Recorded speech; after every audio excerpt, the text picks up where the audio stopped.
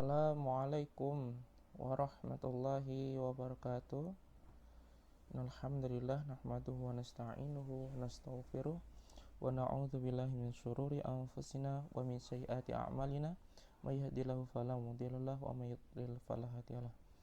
Asyhadu an la ilaha illallah wahdahu la syarikalah wa asyhadu anna Muhammadan abduhu wa rasuluh.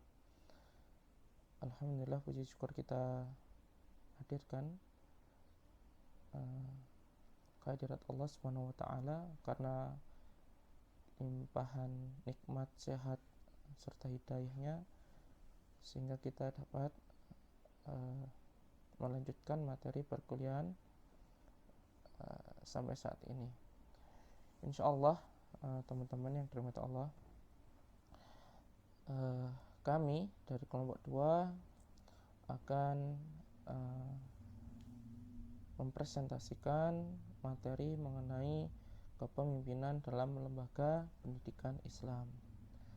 Kami dari kelompok 2, saya sendiri Ibnu Fajar Haryono dan teman kami Adam Nur Ardiansyah. Oke, kita langsung saja masuk materi pembahasan.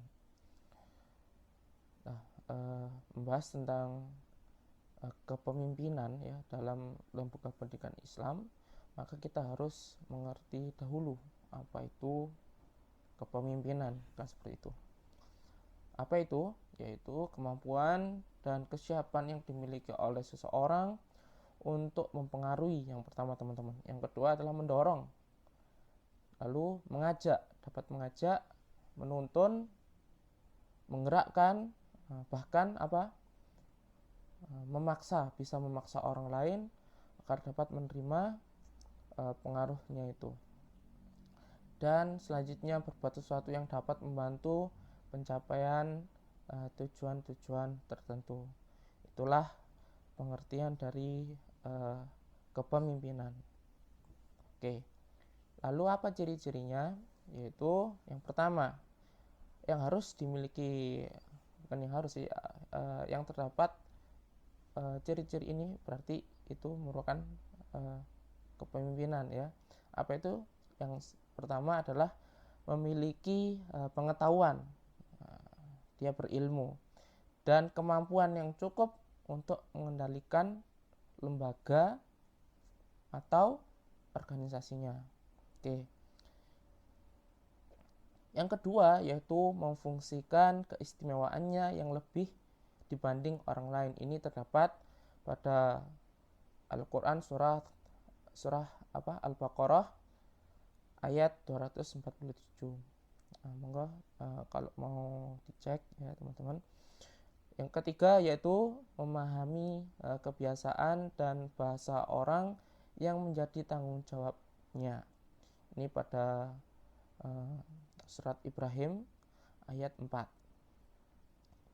Lalu yang keempat yaitu mempunyai karisma atau wibawa di hadapan manusia atau orang lain. Ini pada surah Hud ayat 91. Yang kelima yaitu bermuamalah dengan lembut dan kasih sayang terhadap bawahannya agar orang lain simpatik kepadanya. Ini juga ada pada surah Al-Imran 159.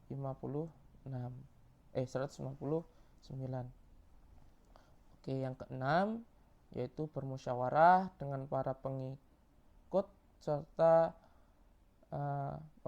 meminta pendapat dan pengalaman kepada mereka. Ini pada Ali Imran juga ini sama ayatnya 159. Yang ketujuh yaitu mempunyai power dan pengaruh yang dapat memerintah serta mencegah, karena seorang pemimpin harus melakukan kontrol pengawasan atas pekerjaan semua yang dilakukan anggotanya, meluruskan kekeliruan jika ada yang salah, serta mengajak mereka untuk berbuat kebaikan dan mencegah kepada kemungkaran. Ini ada pada surah Al-Hajj ayat 41. Yang berikutnya yaitu ciri yang terakhir ini ya, bersedia mendengar nasihat dari orang lain, tidak sombong, serta nasihat dari orang yang ikhlas yang jarang ia peroleh. Ini pada surah Al-Baqarah 206. Ini adalah merupakan ciri-ciri ya seorang pemimpin. Lalu siapakah ya yang dimaksud kepemimpinan dalam lembaga pendidikan Islam? Tentu saja yaitu siapa? Kalau di lembaga pendidikan sekolah yaitu kepala sekolah tentunya ya. Nah, kepala sekolah yaitu merupakan salah satu komponen pendidik yang paling berperan dalam menentukan keberhasilan suatu lembaga pendidikan. Karena apa?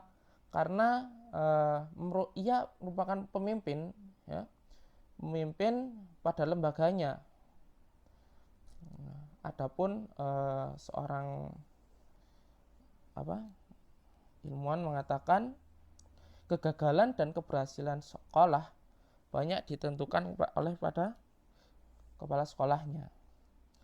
Karena apa? Karena kepala sekolah ini merupakan pengendali ya, dan penentu arah yang hendak ditempuh sekolah menuju tujuannya. Sekolah yang efektif, bermutu, favorit, tidak lepas dari peran kepala sekolah tentunya. Maka kepala sekolah dituntut untuk membawa lembaganya ke arah tercapainya tujuan yang telah ditetapkan. Ya, ini kepala sekolah jadi pusat inti ya, keberhasilan pencapaian tujuan lembaga pendidikan itu kepada kepala sekolah karena dia pemimpinnya. Lalu apa saja ya, tugas dari kepala sekolah ini? Oke. Tugas dari kepala sekolah ini yang pertama adalah menjaga agar program sekolah berjalan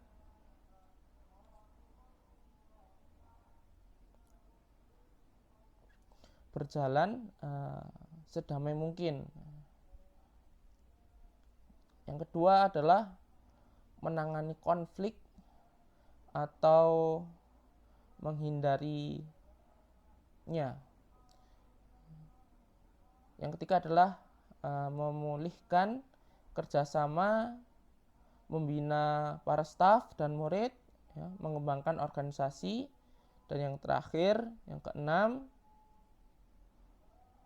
yaitu mengimplementasikan ide-ide pendidikan untuk memenuhi tugas-tugas di atas.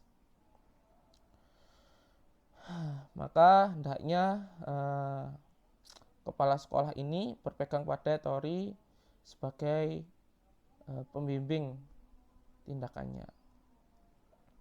Teori ini berdasarkan pengalaman yang tentunya karakteristik normatif masyarakat dan sekolah serta iklim instruksional dan organisasi sekolah. Assalamualaikum warahmatullahi wabarakatuh.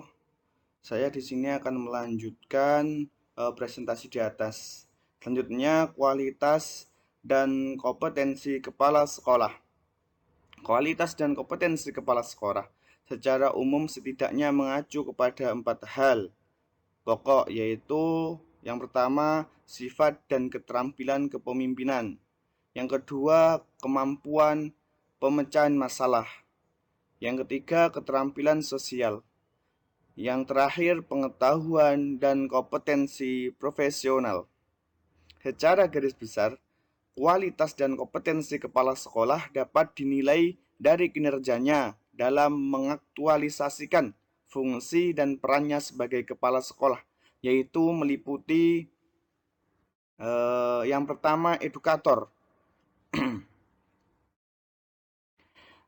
Sebagai kepala sekolah harus menjadi edukator, yaitu mampu membimbing guru dalam melaksanakan tugas, mampu memberikan alternatif pembelajaran yang efektif, mampu memiliki kemampuan membimbing bermacam-macam kegiatan kesiswaan. Selanjutnya, sebagai manajer. Kepala sekolah juga sebagai pemimpinan, sebagai manajer, harus mampu menyusun organisasi personal dengan uraian tugas sesuai dengan standar yang ada. Terus mampu menggerakkan stafnya dan segala sumber daya yang ada serta lebih laju, memberikan acuan yang dinamis dalam kegiatan rutin dan temporer. Selanjutnya, mampu menyusun program secara sistematis. Selanjutnya adalah kepala sekolah sebagai administrator. Sebagai kepala sekolah juga sebagai administrator. Jadi harus mampu mengelola semua perangkat KBM secara sempurna dengan bukti berupa data administrasi yang akurat. Mampu mengelola administrasi kesiswaan, ketenagaan, keuangan, sarana dan prasarana, dan administrasi persuratan dengan ketentuan yang berlaku. Selanjutnya adalah sebagai supervisor. Kegiatan utama pendidikan di sekolah dalam rangka mewujudkan tujuannya adalah sebagai pembelajaran sehingga seluruh aktivitas organisasi sekolah bermuara pada pencapaian efisiensi dan efektivitas pembelajaran. Oleh karena itu, salah satu tugas kepala sekolah adalah sebagai supervisor, yaitu memsupervisi pekerjaan yang dilakukan oleh tenaga pendidikan. Selanjutnya adalah sebagai pemimpin. Kepala sekolah juga sebagai pemimpin di sekolahnya.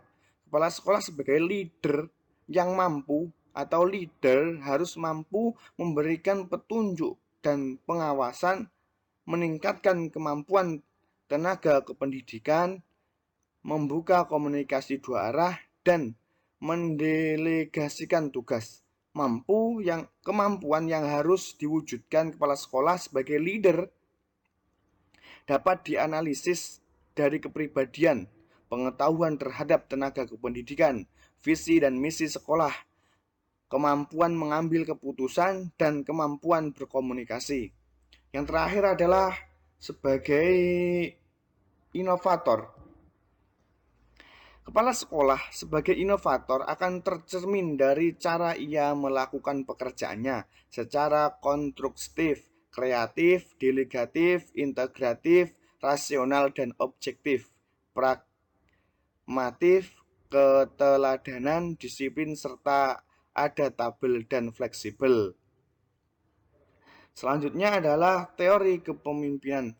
Nah, ini teori kepemimpinan. Teori kepemimpinan dibagi menjadi dua, yaitu charismatic leadership. Charismatic leadership ini pemimpin-pemimpin karismatik menampilkan ciri sebagai berikut. Memiliki visi yang amat kuat atau kesadaran tujuan yang jelas. Mengomunikasikan visi itu dengan efektif. Mendemonstrasikan konsistensi dan fokus, mengetahui kelakuan sendiri dan memanfaatkannya atau manfaat karyanya. Selanjutnya yang kedua adalah transformational leadership. Transformational leadership ini prinsip pemimpin-pemimpin membimbing atau memotivasi pengikutnya atau bawahannya ke arah tujuan yang telah ditentukan dengan cara menjelaskan ketentuan-ketentuan peran dan tugas.